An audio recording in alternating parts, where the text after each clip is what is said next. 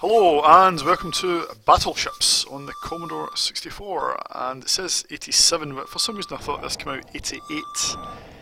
But, and in the version I've got on the screen at the start it says 1987 Elite Systems, so I'm not sure about that, but this was definitely a budget game. It came out 88 I think, released by Hitpack, and was apparently developed by Chris Butler, but his name isn't on it, so can't confirm that, but that's what I've read. I'll turn salvo fire off, just because I never like playing that way. And yes, this is an interpretation of the classic board game, where you had your little plastic pegs, and you play, well, like the board game, you place your ships, so we can move them around, or we can rotate them. Rotate my little aircraft carrier there. Yep, so you place your ships, then and your opponent does the same, and then you just shout out grid squares. You used to shout out A4, and if it was a hit, your opponent would say hit, or miss if it was a miss, and you would put a white or a red peg in that little part of you had your own little grid. You put a little peg in there, and you just kept continuing until you destroyed all your opponent's ships. And yes, I did have it back in the day, and yeah, I enjoyed it now and then, but it's not a game I played tons, partly because it took so long to play it. So yep, my opponent has now placed his ships, and all you do is pick a square to get started. And get a little animation. The animation lasts longer if you're in salvo mode. You see little planes attacking and things like that. A bit like Beachhead really. But otherwise, it's a fairly decent attempt at recreating the board game. I mean, it's not particularly thrilling, but it'll pass time. I think as a one-player game, it's fine. A two-player game, yeah, your opponent's going to have to leave the room or look away from the screen while you're placing your ships. But after that, I guess it doesn't matter if you can see the screen or not. But as a one-player game, yes, it does offer the chance to play battleships on your own if you want to, but you obviously can't do with the actual board game.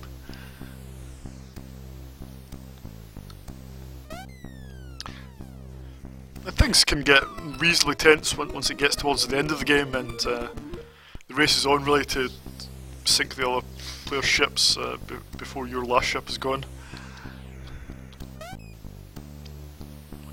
But until you get there, the game can be a bit of a sort of trudge.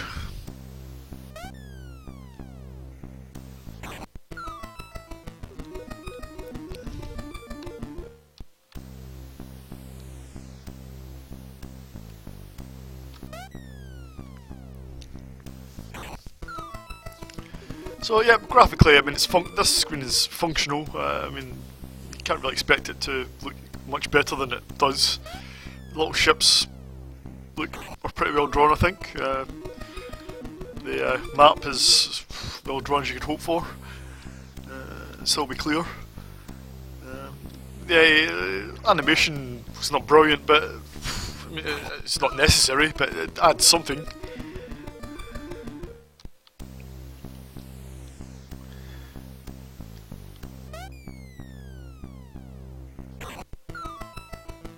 Yeah, there is a tune it plays, but it keeps stopping and starting to play that little jingle. That gets quite annoying.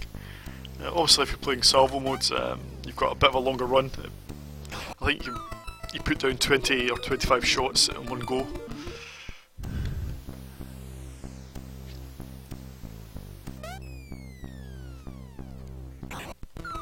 Oh, what happened there? Thought you got a hit.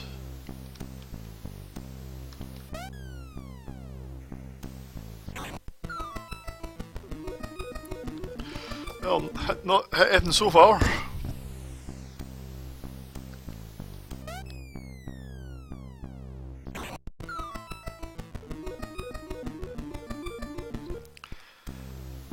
The same fault can be levelled at the board game. It was pretty slow at times until you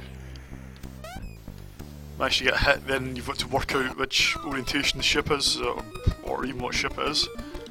And you don't really know until you start sinking some of the elements.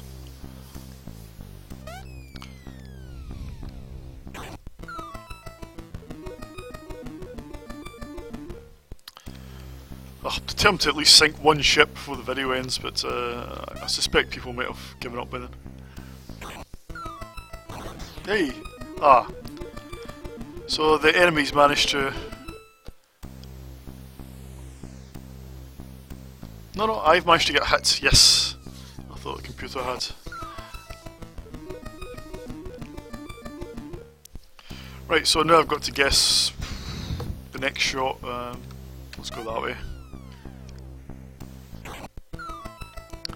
And it's a miss, what a shock. Now this lets you... I think some ships you can put diagonally, which I don't think you could do in the board game.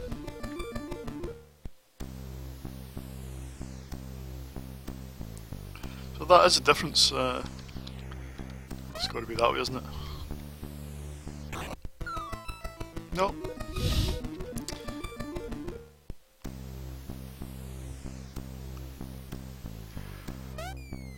Well, you'll be probably pleased to hear I'm not going to play the entire game of battleships. Once I've sunk this ship, that's it. So yeah, so graphically it's alright, especially it's a budget game. I think it's perfectly serviceable, if not particularly impressive. Sound is alright, it's a couple of jingles. There is a tune on the title screen page, I think. Again, nothing particularly brilliant. Gameplay is, well, it's battleships. I mean, it's a, I think it's a reasonable stab at, no, it must be a diagonal one. It's a reasonable stab at recreating the board game. I mean, as far as these games sort of go, I think it's, yeah, it's alright. So, oh, enemy's got hit. The race is on.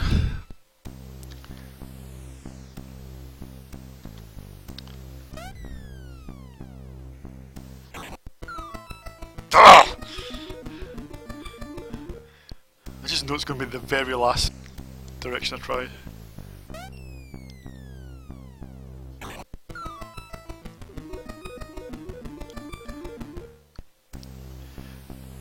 I mean, I don't think there's any way to change the skill level of the opponent, if you like. But I mean, there's not much skill to it. It's pretty much trial and error, isn't it?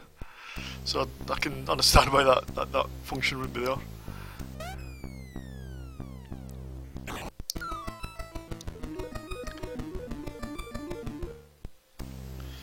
Come on.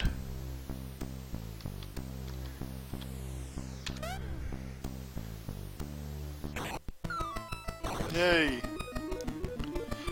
Ah, so it gives you an indication of which ship you've struck. Now that's different as well. I mean, that's not a good idea, I think.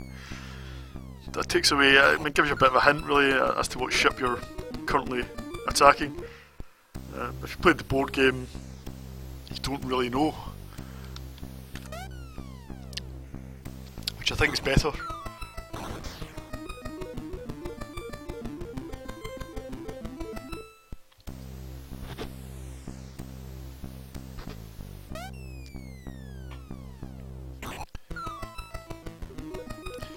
Well, fortunately the computer players made a bit of a hash of it as well.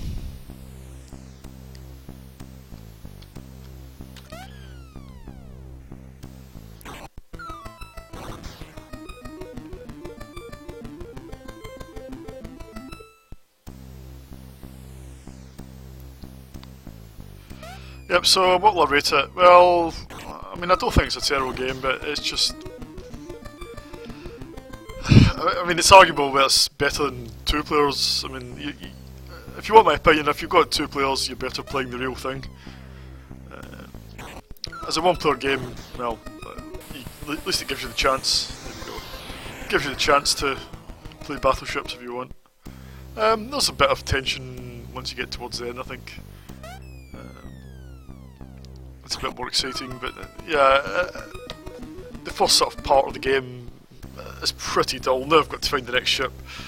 So yeah, I'll give it 6 out of 10. I don't think it's a terrible game, but well, as a budget game, I'll give it 6 out of 10. I mean, it's an okay budget game. I say the subject matter's not particularly amazing, but yeah, it's alright. I think if I'd bought this back in the day, I would have been reasonably happy with it, I think. So yep, 6 out of 10 for battleships. See you in the next video.